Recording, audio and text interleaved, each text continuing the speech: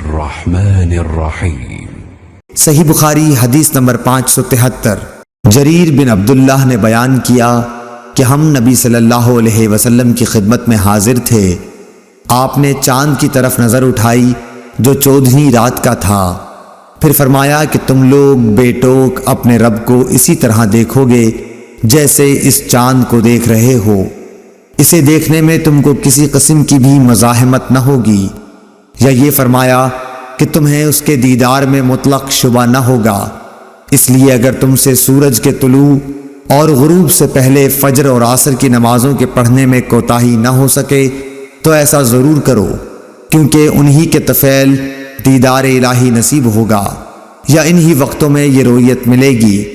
پھر آپ نے یہ آیت تلاوت فرمائی، پس اپنے رب کی حمد کی تسبیح پڑھ سورج کے نکلنے اور اس کے غروب ہونے سے پہلے۔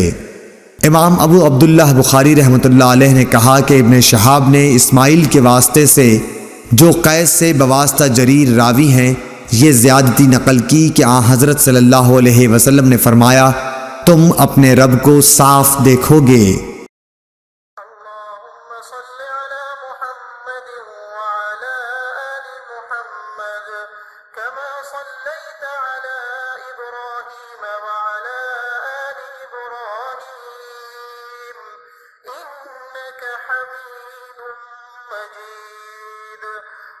اللهم بارك على محمد وعلى آل محمد كما باركت على إبراهيم وعلى آل إبراهيم إنك حميد مجيد۔